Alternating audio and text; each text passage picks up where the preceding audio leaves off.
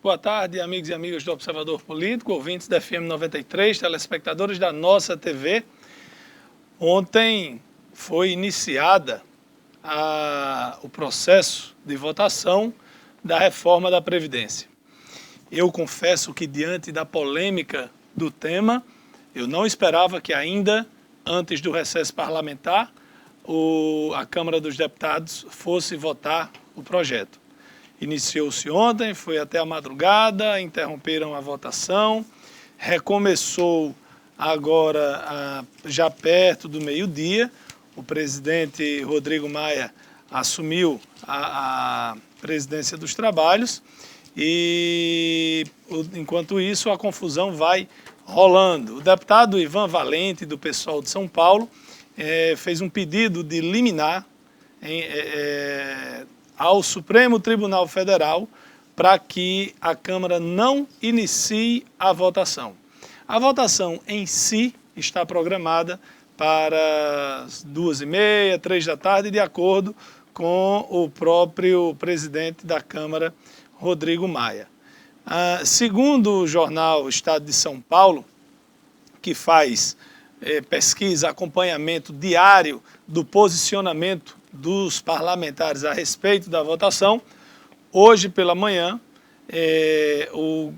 tinham 308 deputados que assumiram o voto sim à reforma, 115 assumiram o voto não à reforma, 61 não quiseram responder, 24 se disseram indecisos e três deputados não foram encontrados, um estava ausente e o outro disse que não vota.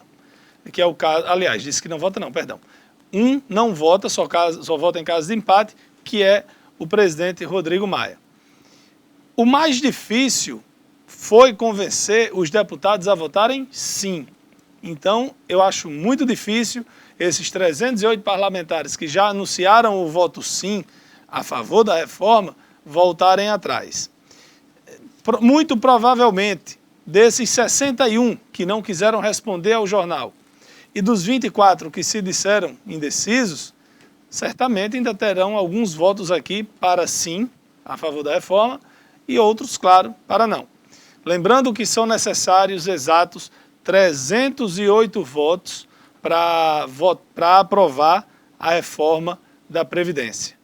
Ao longo do programa, a gente traz aqui mais notícias, mais informação sobre a votação desse relatório no plenário, que já foi aprovado lá na comissão especial e que deve ter a primeira votação hoje. Ainda será necessária uma votação em segundo turno. Boa tarde, amigos e amigas da 93 FM, da nossa TV, e sobre a aposentadoria, né? A reforma da aposentadoria, o comentário de Ciro Gomes, via redes sociais, diz o seguinte: a aposentadoria passa a ser, melhor dizendo, calculada sobre os salários que o trabalhador teve ao longo da sua vida inteira, e não mais sobre os 80% maiores. Sobre os 80% maiores. Isso significa que a perda para os aposentados será, no mínimo, em torno de 13%. Só um detalhe. Poderá ser. A declaração de Ciro está equivocada. Ele diz poderá ser. Vamos supor que a pessoa tenha a vida inteira recebido 3 salários mínimos. Um exemplo. Então, salários todos iguais. E a postagem recente é de ontem, né? Se aproxima da aposentadoria e aumenta uma contribuição para 10 salários. Não é justo se aposentar com 10 salários. Vamos combinar. Se bem que tem servidor público, juiz, que quando chega perto tem um...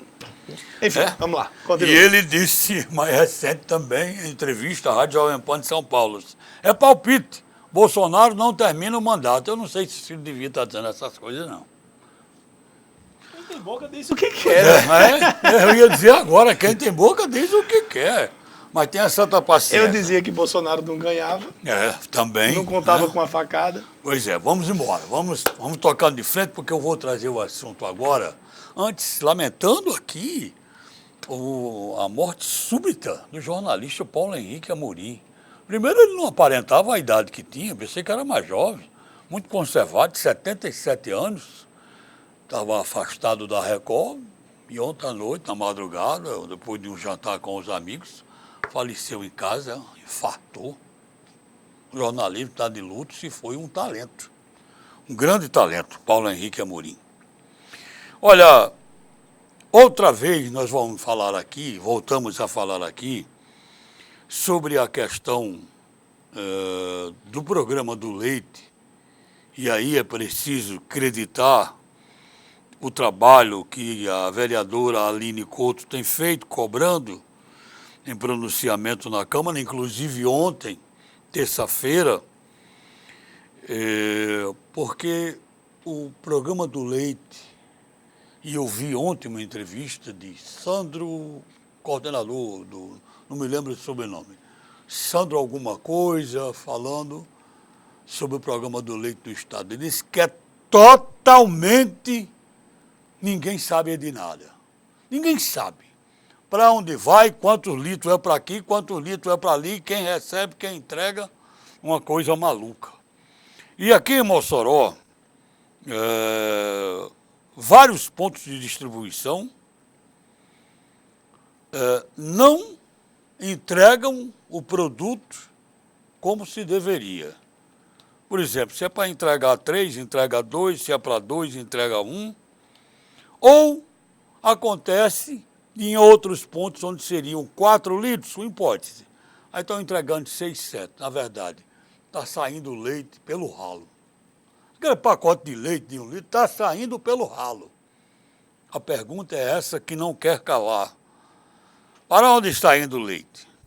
Não se sabe, infelizmente, o destino, cobrando-se uma providência urgente, locais de distribuição, que já falamos aqui, na sala, na área de uma casa, ou se sabe para onde o leite vai, porque terminam em deliciosas cocadas, doces, né?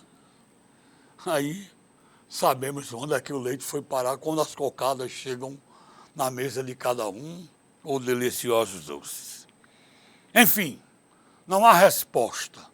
O governo do Estado disse, através da secretaria competente, que tomaria providências e organizaria. Ontem, eu repito, eu vi uma entrevista no noticiário do Rio Grande do Norte que o governo está na trilha para organizar. Agora, quando?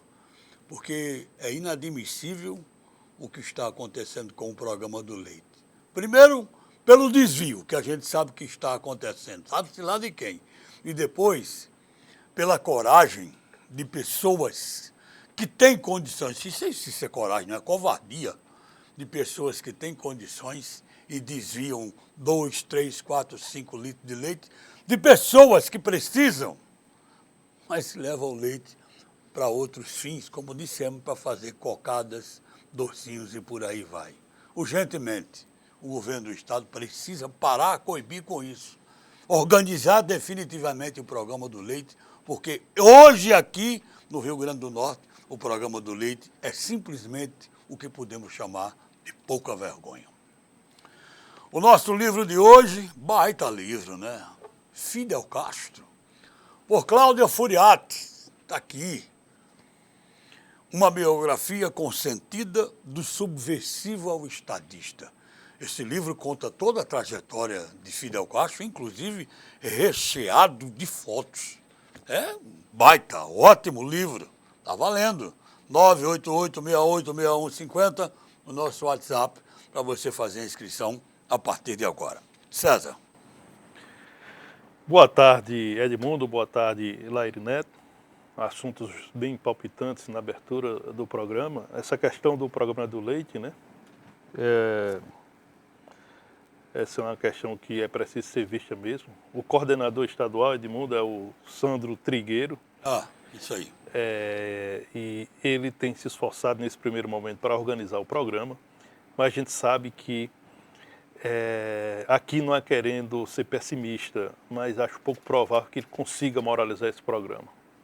Até porque a gente tem notícias de que o programa no Rio Grande do Norte, em quase toda a parte do estado, ele já está sendo entregue para os comandos locais, a distribuição local, para correligionários de lideranças, lideranças regionais ligadas ao governo do estado, né? Por exemplo, aqui em Mossoró, nós temos informação que o programa, a seleção de famílias e a coordenação do programa, a distribuição ficará sob o comando de 2 vereadores, de Gilberto Diógenes e de Raério Moraes.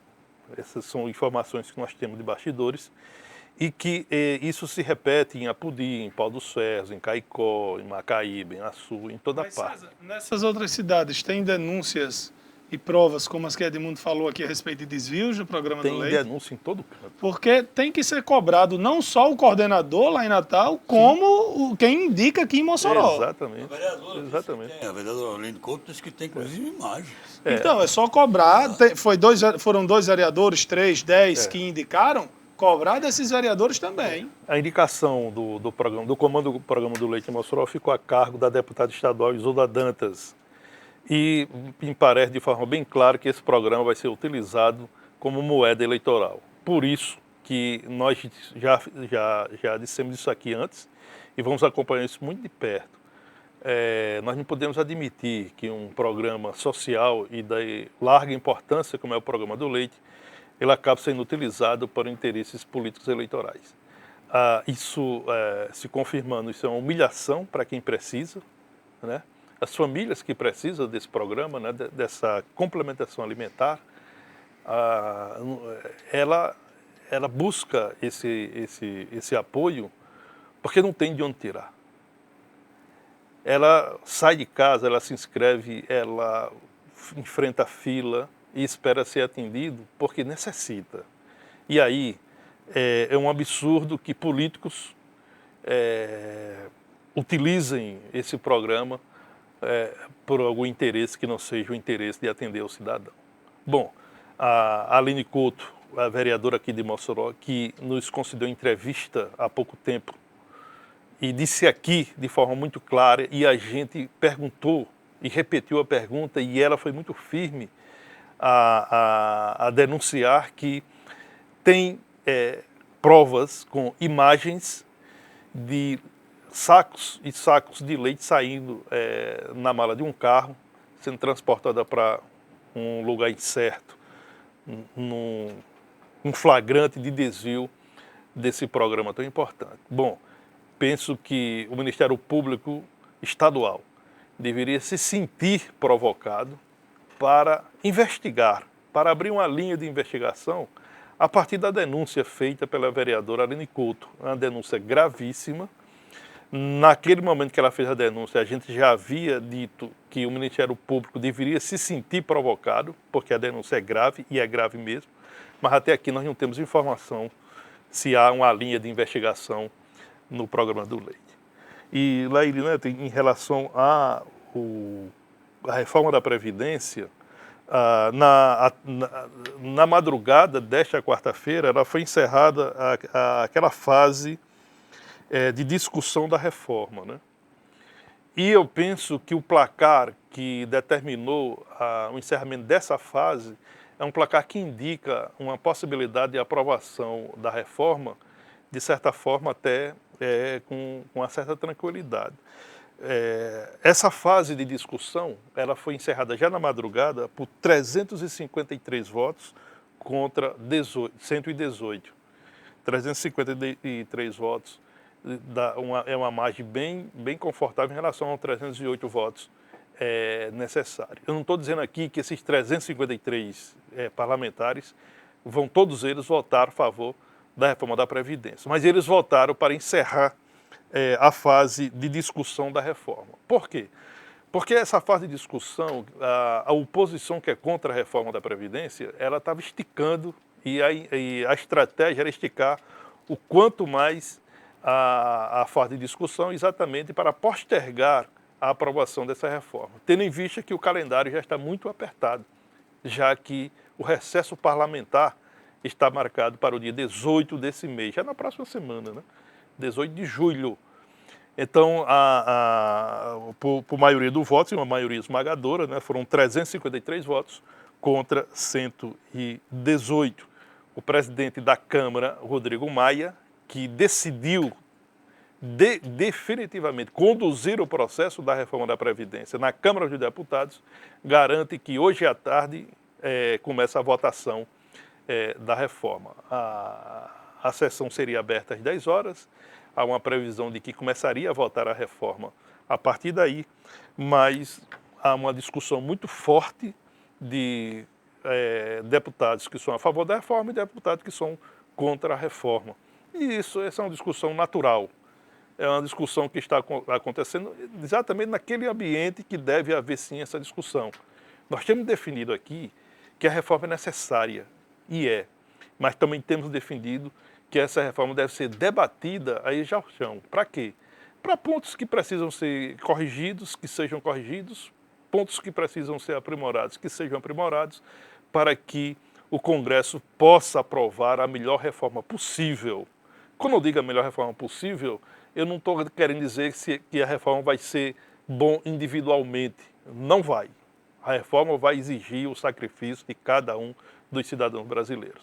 Mas ela é necessária e é inadiável. Então, que essa semana seja uma semana decisiva e que a reforma possa ser aprovada no plenário da Câmara dos Deputados. Como eu disse antes, o jornal Estado de São Paulo faz o levantamento, vai a cada deputado lá, coloca quando o deputado se manifesta sim, não. E agora, às 12 horas e 13 minutos, 3 minutos atrás, o jornal publicou dizendo que já são 310 deputados que disseram que são favoráveis à reforma. Às 12h05 foi aberto as discussões, né? É comum nos parlamentos, o presidente, no caso lá do Congresso Nacional, da Câmara dos Deputados, tem 3 deputados para falarem a favor da reforma, 3 para falar contra. Muitas vezes a oposição faz questão de falar e a situação prefere nem se manifestar para passar logo, para adiantar logo a votação, que talvez isso aconteça lá hoje, né? O governo federal liberou só essa semana 5,6 bilhões de reais em emendas parlamentares para agradar os deputados. E o ministro Mandetta da Saúde, ele deu uma declaração que gera pelo menos chateação, principalmente na oposição. Ele disse que a liberação foi para aprovar a reforma mesmo. Atendeu os pleitos dos deputados. Foi para atender os pleitos dos deputados e que liberou a emenda. Mas como nós já dissemos, a emenda não é para o bolso do deputado, não é para a campanha do deputado. Nós falamos ontem aqui, por exemplo, Campina Grande recebeu 35 milhões de reais só da saúde em emenda parlamentar na segunda-feira. Na verdade... Recebeu quanto? Como? O Rio Grande do Norte recebeu quanto? Não tinha na matéria, porque na matéria tinha os 3 que mais receberam, que foi Minas... Não, eu sei que o Maranhão foi em segundo lugar, né? Minas foi o primeiro lugar. Minas eu acho que é o estado que tem mais municípios no país. Sim. Tem 800 e tantos. Depois é a Bahia, que também tem aproximado. Olha, concluiu? Não, só a guerra. Reforma, inclusive o deputado Ivan Valente também entrou com um pedido de liminar no Supremo para que o governo não libere emendas enquanto estiver sendo votado a reforma da Previdência. Aí eu gostaria que, por exemplo, o diretor do hospital lá de cidadezinha do interior do Mato Grosso está para receber uma emenda de R$1 milhão para comprar de medicamento. Aí o ministro da Saúde vai dizer ao diretor: rapaz, o deputado Ivan Valente entrou aqui com a liminar, o governo não pode liberar emenda. Aí o deputado vai dizer o quê? Não pode ser assim também, 8 ou 80. Né? Tem os casos que precisam ser liberados e as emendas, a questão da emenda parlamentar é constitucional. As emendas impositivas estão lá na Constituição. Estão sendo liberadas, né? Isso vai beneficiar a população diretamente. É claro que essa liberação recorde numa semana dessa é, como disse o ministro da Saúde, para aprovar a reforma da Previdência. Muita gente perguntando aqui, inclusive sobre como vai ficar a situação de idosos e deficientes, nós já falamos aqui. Agora, uma pergunta aqui mais da mesma pessoa, assiste a gente todo dia, obrigado. Tem informação que o BPC está ameaçado? Ele saiu da proposta. Ele foi excluído da tranquilo, proposta. Tranquilo, hein? Nem se debate mais esse ponto. A questão é que essa questão da liberação de emendas próximo a uma votação de interesse do Executivo, ela sempre existiu e vai sempre existir. Não deveria ser assim, né? Por isso que a gente defende a emenda impositiva.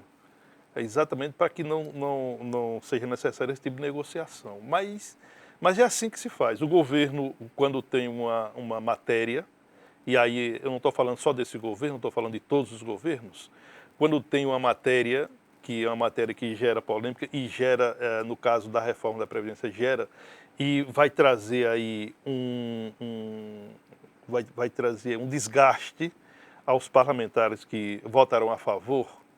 E aí é uma forma de quê? Dos parlamentares ter pelo menos um discurso nas suas bases eleitorais para dizer o seguinte: olha, eu votei, mas liberei recursos para beneficiar a população. E esses recursos, desses mais de 5 bilhões, só 1 bilhão, 134 milhões são na área da saúde. E aí a gente vem para um comentário que eu fiz ontem aqui na bancada, que a governadora Fátima Bezerra se queixou que o Ministério da Saúde não liberou os recursos do plano é um plano de emergência para socorrer estados falidos, e principalmente na área da saúde. É o caso do Rio Grande do Norte. O governo apresentou um plano de 220 milhões de reais, 220 milhões e 600 mil reais, para ser mais preciso, e até agora o Ministério da Saúde não liberou esses recursos. Liberou para o estado de Minas, liberou para o estado de Goiás, mas para o Rio Grande do Norte não. E aí a governadora falou o seguinte: quero acreditar que não seja retaliação política. Ora, quando ela falou em retaliação política, ela é consciente do que ela tem feito contra o governo federal. Ela é consciente do discurso forte que ela faz contra o governo federal. Né? É o discurso de que o governo é ilegítimo, de que o presidente é homofóbico, de que o presidente não gosta de negro, de que o presidente não gosta disso, não gosta daquilo, que a reforma da Previdência não é boa, e por aí vai. E aí, vou trazer aqui, lá para o início de janeiro, aqui, a bancada aqui do Observador Político, a gente fez esse alerta para que a governadora não descesse do palanque, deixasse a questão política para outro plano, para outro momento, porque o momento era de observar o Estado. E estava na cara que, se a governadora não buscasse uma parceria administrativa decente, respeitosa com o governo federal, quem ia pagar essa conta era o povo do Rio Grande do Norte, como parece que está começando a acontecer. Tem aqui algumas participações pelo nosso Facebook. Júnior Paiva, Adonis Ribeiro. Adonis Ribeiro está dizendo que Edmundo está muito novo, porque ele acompanhava os comícios. Adonis ele mora em Fortaleza, assiste o programa todos os dias pelo Facebook.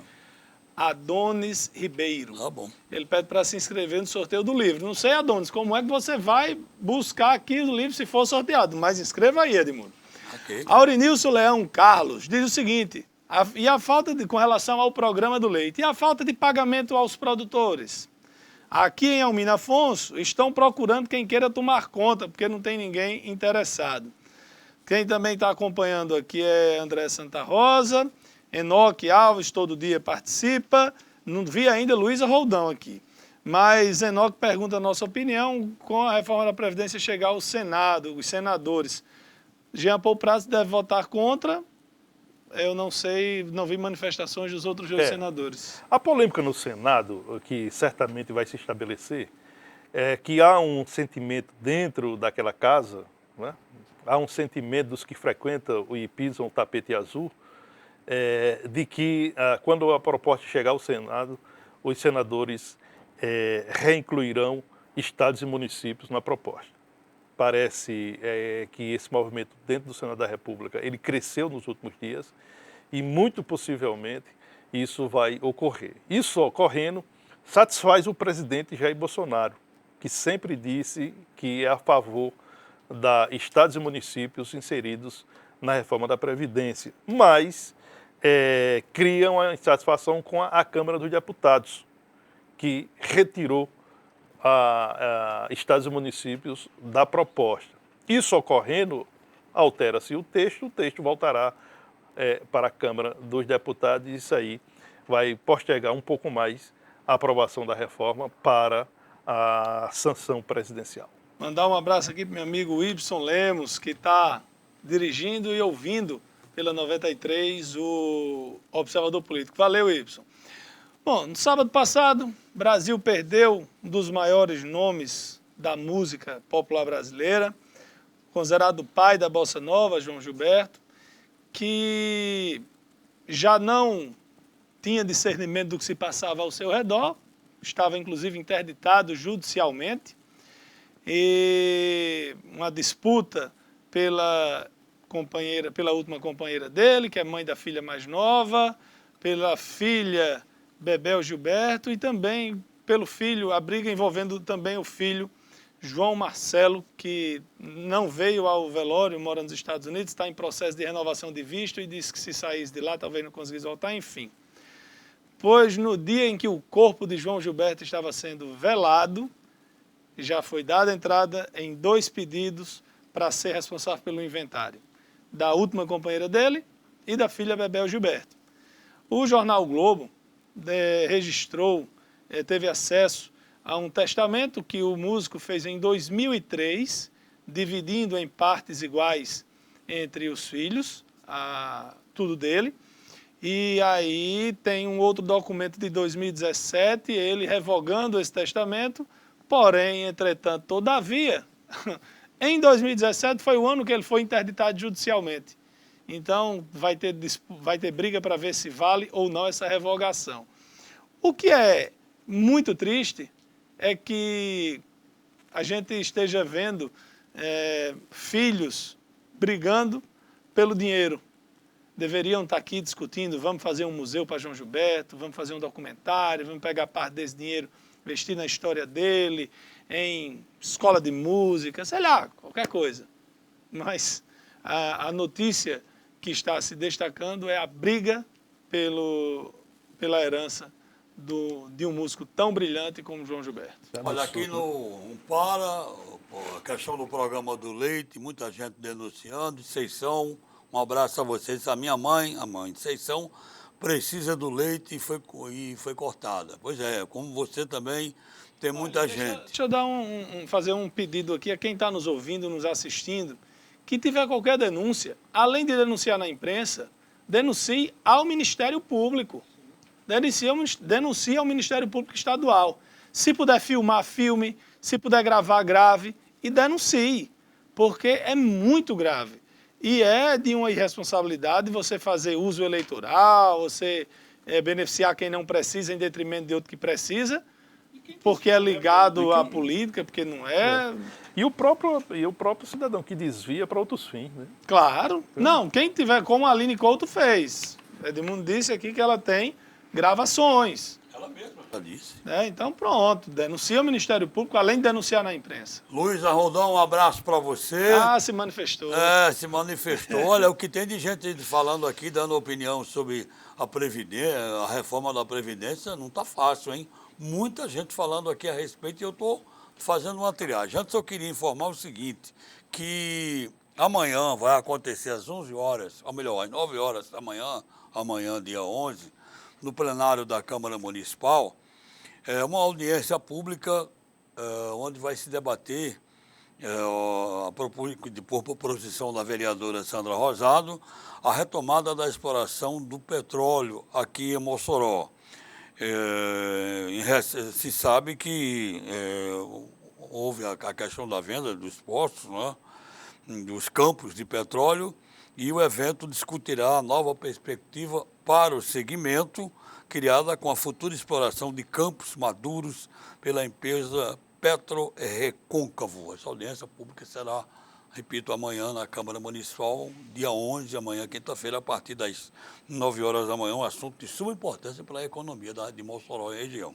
É importante esse tema, né? E a vereadora Sandra Rosado foi pertinente a sugerir esse debate, porque nós estamos muito, o Rio Grande do Norte, quando digo nós, eu digo Rio Grande do Norte, está muito próximo de voltar a ter voltar a explorar esses 34 poços maduros, né, que fica no campo, que fica na área de Forquilha, né, fica na região de Mossoró. E a chegada da PetroRecôncavo, que aqui a gente já discutiu bastante sobre isso, é bom sim que se debata, se discuta, porque penso que nós vamos iniciar uma nova fase. Uma fase de retomada de emprego na indústria petrolífera da nossa região, e por consequência isso vai proporcionar uma movimentação extra no comércio local, né? E todas as pessoas interessadas devem participar dessa audiência, devem discutir, devem observar, porque é um novo momento que está chegando, né? Inclusive, os contrários, os que foram contra a esse processo, né, por algum interesse, que também vá lá e participe da audiência pública, coloque a sua impressão, tente convencer que está certo ou se convença que o melhor realmente foi ter vendido, foi ter privatizado a exploração desses poços maduros que não interessavam mais a Petrobras. Olha, um abraço aqui, a nossa amiga que disse que eu não disse o nome do livro, eu disse, vou repetir. Fidel Castro, uma biografia consentida. Vou mostrar aqui. Pois é, tá aí o livro. Dá uma fechada aí na câmera. A gente antigamente fazia, dava uma fechada enquanto a gente vai falando aqui, o livro é esse. Aí ela faz uma alusão aqui, diz que minha camisa está muito bonita, mas não gosta do PT. Minha querida, a camisa O que tem a ver com o PT? O vermelho não é. É vinho, a camisa é vinho. Grená, né? Mas muito obrigado pelo elogio aí. Mandar um abraço aqui para a turma lá da favela da comunidade do Fio, Favela do Fio. William, Batista e Carlos Júnior. Diz que agradecer ao programa, que depois que foi falado aqui, ontem foi feita a limpeza, trocaram as lâmpadas dos postes. Valeu, William, um grande abraço. É importante a comunicação, né, através da imprensa, e quando há uma resposta que leva os serviços, né? Vicente Aquino está aqui dizendo que quer participar do sorteio do livro.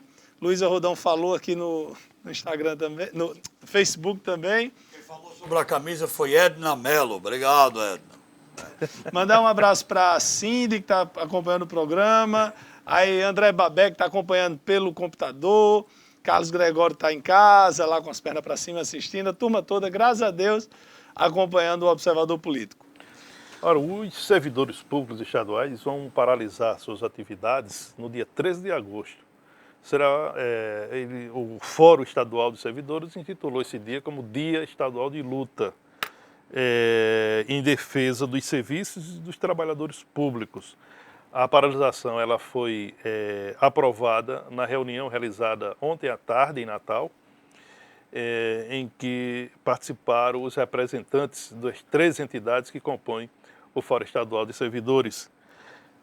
O Fórum reafirmou a posição contrária ao calendário de pagamento apresentado pelo governo do Estado para os meses de julho, agosto e setembro, por entender que a forma como a governadora decidiu e definiu esse calendário castiga os servidores que já sofrem com 3 folhas salariais em atraso. O Fórum também reafirmou a luta por 16,38% de reajuste para todos os servidores ativos, aposentados e pensionistas. Esse é o mesmo percentual que a governadora Fátima está oferecendo a procuradores e defensores públicos estaduais. As entidades sindicais também cobram o calendário de pagamento de 2019 até dezembro, o pagamento da primeira parcela do 13º salário de 2019, que até aqui o governo pagou apenas ao pessoal da educação, e o calendário de pagamento das 3 folhas que estão em abertas, novembro, dezembro e 13º salário de 2018. Então, dia 13 de agosto, vai ser a primeira paralisação geral dos servidores públicos estaduais do Rio Grande do Norte na gestão de Fátima Bezerra. Gregório mandou aqui uma foto de outro ângulo para mostrar que ele está na agência e não em casa. Tá bom, Gregório. Sobre a Previdência, atualizando aqui, o secretário da Previdência, o nosso conterrâneo aqui, ex-deputado Rogério Marinho, acredita que os destaques serão votados nesta madrugada, de hoje para amanhã, e que amanhã já se inicia a segunda votação, a votação em segundo turno do texto da reforma da Previdência. Ainda no Congresso, mas saindo da reforma da Previdência, o governo, o presidente Jair Bolsonaro revogou o decreto aquele da liberação das armas e enviou um projeto ao Congresso. O relator do projeto colocou um adendo lá, um exame toxicológico para aquisição de arma de fogo. Eu acho que isso é tão elementar que isso já deveria estar.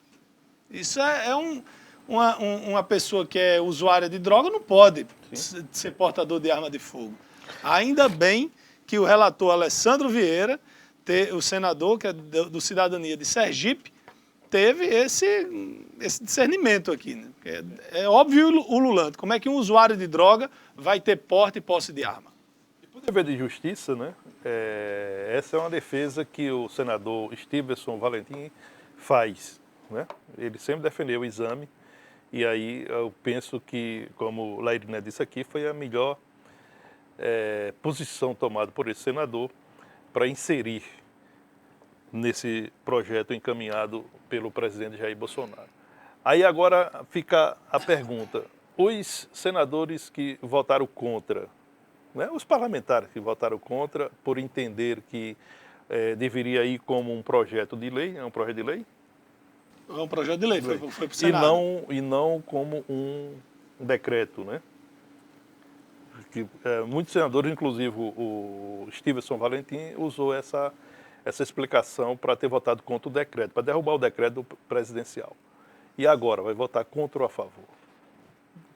Olha, um pedido aqui, deixa eu ver aqui, a rua no Sumaré, rua Luzia Moura da Silva, pedindo que a prefeitura fizesse o calçamento dessa rua, porque está muito esburacada, tem muita muriçoca que ninguém consegue dormir. Está feito o apelo. E aqui um amigo está insistindo para fazer essa colocação. Se for somar os salários, assunto da Previdência, quem se manteve sempre bem empregado vai se aposentar bem. E quem manteve por vezes empregado e por vezes fazendo bico, que é a vida do trabalhador, como fica? Aí ele diz, se não presta, por que votar? Por que tem que comprar deputado para votar? Que absurdo é esse? Ninguém não está comprando deputado, não é assim. Ninguém afirmou isso aqui, não. Ninguém afirmou isso aqui, não. Pois é, não é assim, cara amigo.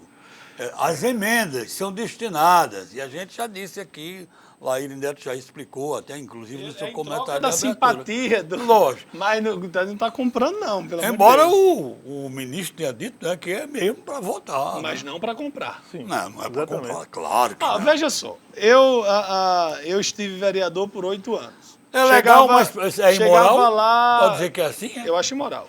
Mas é legal. É legal. É constitucional. Vamos supor, tinha um projeto lá do Executivo que eu era contra. Aí tinha o meu que eu queria ver aprovado.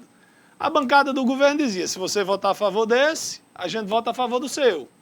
Isso dependendo do quão contra você for aquele posicionamento, é uma negociação e não é compra de um nem de outro. Legítima, né? Legítima. Opinião e legalidade. É diferente se chegassem assim, Laíra, você, se eu lhe der tal coisa, você vota a favor, aí é ilegal e imoral. Exatamente. Estou falando da negociação. Agora, teve um decreto publicado ontem pelo presidente Jair Bolsonaro, que aí vai dar raiva em muita gente. No Brasil, muita gente pensa que a gente toma cerveja aqui só por malte, lúpulo e etc. Mas tem muito arroz e milho misturado à nossa cerveja. O uso de cereais não maltados era limitado a 45% da composição da bebida, para que ela pudesse ser chamada de cerveja. O presidente liberou. Então, corre o risco de a gente tomar cerveja que não tenha sequer nada de malte dentro. Sacanagem. Imagina Sacanagem. o efeito que vai ser feito, né? Gostei não dessa. Também não. Vamos Olha lá aí, pro intervalo. só aqui, ó, buraqueira na Rio Branco, em frente ao Colégio Hermógenes. O nosso amigo aqui disse faz tempo que está reclamando, a população pediu para fazer essa reclamação, pedindo socorro. Rio Branco, em frente ao Colégio Hermógenes, na Rio Branco, está uma buraqueira grande. Vamos ao nosso intervalo e a gente volta já.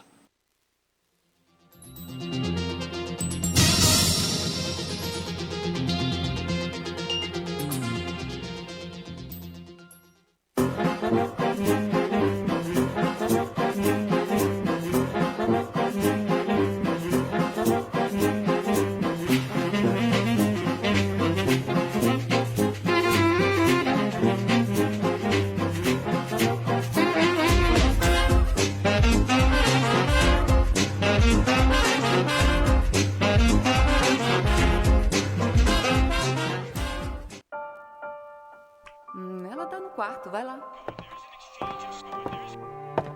Ô, Bia.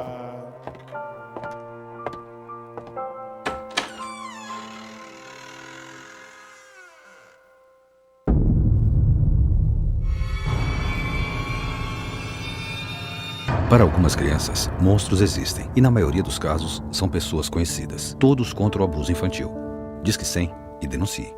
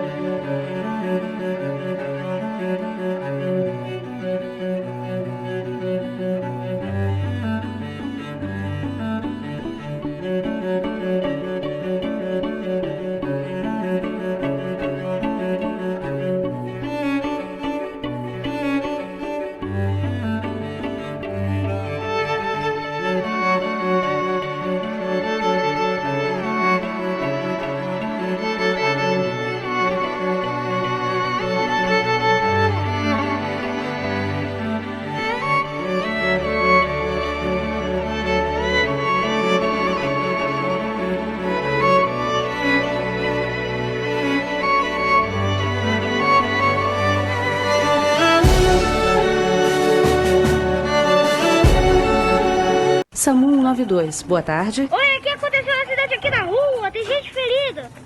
O 192 do SAMU não é para brincadeira. Uma ligação falsa atrapalha nosso trabalho e pode custar a vida de outras pessoas. Não passe trote nem congestione a linha. Só chame o SAMU em caso de emergência mesmo.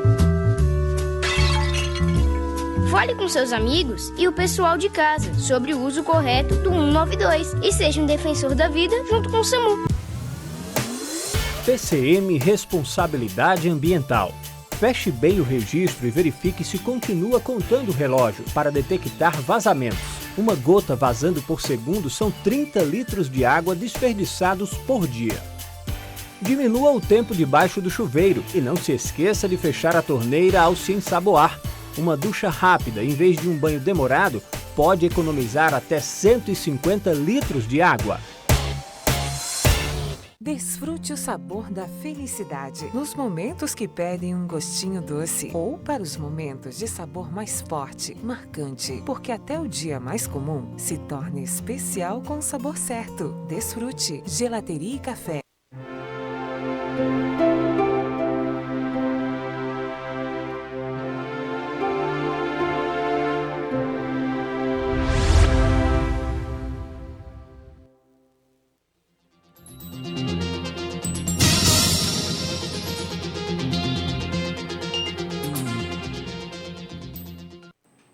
Estamos de volta com o segundo bloco do Observador Político, pela 93 FM e pela nossa TV. Tem tanta pergunta dos nossos ouvintes aqui, muita gente participando.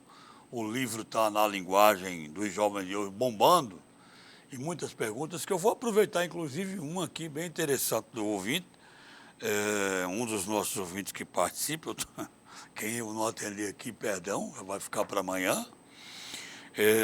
Primeiro, eu vou falar a respeito de uma pergunta que foi feita, depois vou mandar outra aqui já para a bancada, para, no caso, Lairinho e César. Seguinte, a oposição à Associação Municipal de 2020 pode sair dividida e isso beneficiar a atual prefeita Rosalba Ciarline? Ocorrendo a divisão, é claro, evidente que Rosalba será beneficiada. A divisão, até lá, nós vamos saber, né? Porque ainda falta muito chão, muita estrada, muito tempo para saber se a oposição vai sair unida ou dividida. Sempre antes de campanha, a gente escuta sempre esse sermão, vamos dizer assim, a oposição unida, oposição dividida. Vamos dar mais um tempinho? Agora a pergunta é pertinente aqui, bem interessante. Como a bancada vê o fundo partidário da eleição 2018 para a eleição de 2020, com um aumento de índice superior a 100% de aumento? Houve isso mesmo? Sim. Não houve ainda, né? O relator... Sim, mas pode acontecer, né, César? Isso aí? Sim. Eu, inclusive... Você está falando do aumento do fundo partidário ou da oposição? Não, fundo partidário. Sim. Não é o fundo partidário, é o fundo eleitoral. Esse fundo eleitoral ele foi criado quando o Congresso criou para compensar o fim da doação, né, privada, né? E aí o Congresso criou esse fundo eleitoral exatamente para socorrer os partidos em ano eleitoral. No ano passado, nas eleições de 2018, esse fundo foi de 1 bilhão e 700 milhões de reais, dividido pelos 33 partidos políticos. 1 bilhão e 700 milhões de reais. No relatório da LDO, do orçamento 2020, foi inserido um aumento para 3 bilhões e 700 milhões de reais, sob a justificativa de que as eleições municipais elas requerem mais dos seus partidos, porque as despesas são bem maiores do que as eleições presidenciais. Eu não sei se essa matemática bate, mas é uma das justificativas que tem percorrido os corredores lá de Brasília. O fato é que o fundo eleitoral, se aprovado da forma como está no relatório, ele sairá de 1 bilhão e 700 milhões de reais, que foi o valor em 2018, para 3 bilhões e 700 milhões de reais em 2020, ou seja, mais de 100%. E sobre o comentário da oposição, Edmundo, eu concordo com você. Havendo a divisão, beneficia o candidato que tem mais força. A oposição hoje, aparentemente, tem Isolda, que elegeu-se, apesar de ter sido a 4ª mais votada em Mossoró, elegeu-se deputado estadual. Tem os votos do PT, tem aparecido, tem feito muita coisa contra a gestão da prefeita Rosalba. Já o deputado Alisson Bezerra, também jovem, 26 anos, primeira vez que foi candidato, foi eleito deputado estadual, apesar de não ter sido o mais votado, apesar de não ser a maior liderança, tudinho, também se posta como candidato. Também vi Gutenberg Dias, eu já ia dizer Gutenberg, do PCdoB, que também já defendeu que o partido deverá ter candidatura própria à prefeitura. E a prefeita Rosalba deverá ser candidata. Tião e Jorge do Rosário não se manifestaram, na verdade, no dia da eleição, eles fizeram um vídeo, publicaram nas redes sociais, dizendo que estariam sim na campanha, que seriam candidatos na eleição de 2020, mas depois disso eu não vi mais absolutamente nada. As pessoas com as quais eu converso, que conhecem os dois, dizem que Tião não deverá ser candidato, mas que Jorge pode ser candidato. Olha, nessa questão da sucessão, numa avaliação, numa análise mais simples ou crua, pode-se dizer que se a oposição ficar dividida, vai beneficiar quem está no governo, teoricamente. Agora, numa eleição não é assim que se conta, né? Não é 1 mais 1, 2. Tem muitas outras coisas que devem ser observadas. Nós temos no momento o deputado do Solidariedade, o Alisson Bezerra, andando muito em Mossoró. Ele tem percorrido toda a cidade, né, em agendas que ele vem cumprindo nos finais de semana, né, e ele não tem escondido o desejo de ser candidato. A pré-candidata do PT, Isolda Dantas, ela está mais dentro de casa, está mais recolhida. Isso por conta do desgaste que o governo da governadora Fátima Bezerra começa a experimentar. E Isolda, devido a alguns problemas, ela não tem uma resposta a dar à população moçoroense. Por exemplo, a questão dos servidores públicos. Isolda não diz absolutamente nada. A crise no Hospital Regional Tarcísio Maia. Isolda não diz absolutamente nada. A resolução do governo de não pagar as contas, o resto a pagar de 2018. Isolda não diz absolutamente nada. Então ela está escondida, porque nesse momento é uma forma de evitar o desgaste.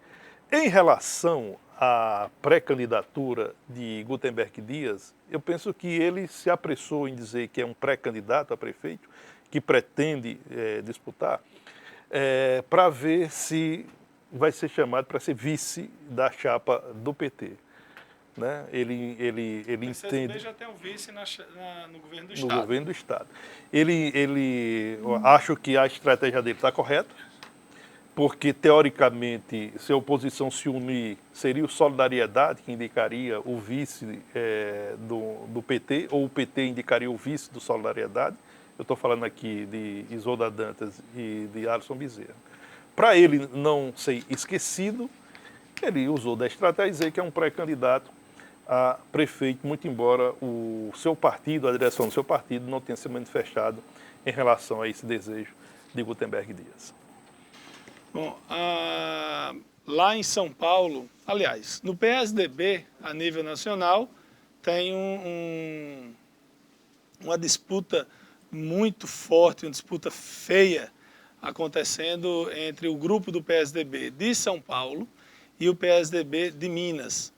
O prefeito de São Paulo, Bruno Covas, que era vice de João Dória, que foi eleito governador, já disse que, com relação a Aécio Neves, ou ele ou eu. Ou seja, segundo ele, se Aécio Neves não sair, não for expulso do partido, ele, Bruno Covas, que é neto ou é filho de Mário Covas? Acho que é neto. É filho de Mário Covas, diz que sai caso Aécio não saia. Ok, estamos recebendo agora aqui, no Observador Político, na nossa TV, a vereadora Sandra Rosado. Nós falamos há pouco tempo, comentamos a respeito da audiência pública que será realizada amanhã, dia 11, às 9 horas, na Câmara Municipal, sobre a retomada da exploração de petróleo, um assunto por demais importante para a economia de Mossoró e região, como nós comentamos. Deputada, vereadora Sandra, boa tarde, nos fale então dessa audiência de amanhã. Bom, boa tarde a todos os telespectadores do Observador Político e quero aqui saudar muito rapidamente a bancada, César, Lairinho, Edmundo e os que trabalham aqui. Eu quero, assim, de uma forma, assim, uma visita meio improvisada, fazer um convite muito especial à cidade de Mossoró. Amanhã nós vamos realizar uma audiência pública na Câmara Municipal a partir das 9 horas, onde nós vamos ter a oportunidade de não somente discutirmos, mas também de sermos informados a respeito de um fato que é importante para a economia de Mossoró, que é exatamente a exploração dos campos maduros de petróleo na nossa cidade. E para isso nós convidamos não somente os proprietários da empresa que vai explorar a Petro Recôncavo, a Potiguar EIP, mas também as outras empresas que tenham o interesse não somente de participar dessa exploração possível, que possa ser ampliada no futuro, mas também daqueles que prestam serviços, daqueles empresários que trabalham nessa área, de estudantes, não é? Nós temos a Universidade de Mossoró, que tem trabalho diretamente direcionado para a exploração do petróleo, para o conhecimento da utilização do petróleo e do gás. Nós queremos convidar a população como um todo que tem interesse. A cidade de Mossoró foi uma cidade altamente beneficiada pela Petrobras, que durante muito tempo causou um verdadeiro boom na nossa economia, mas que é uma cidade que se ressentiu com a ausência da Petrobras.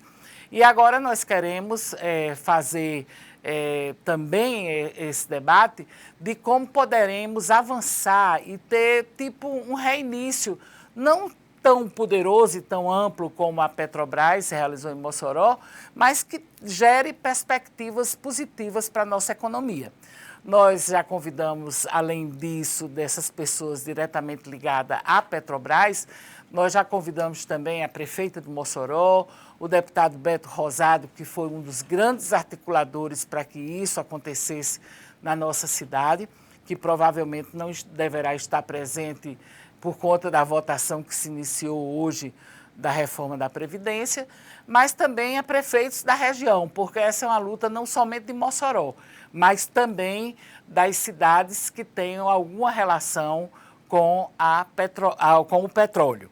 Não é? Então, eu quero, mais uma vez, aproveitar aqui da generosidade dos que fazem o Observador Político e também da grande audiência que esse programa tem, para convidá-los para amanhã de manhã, às 9 horas, na Câmara Municipal, conversarmos um pouco e tirarmos as nossas conclusões e pleitos que faremos, a partir daí também, a respeito da utilização dos campos maduros, da exploração dos campos maduros de petróleo na nossa cidade.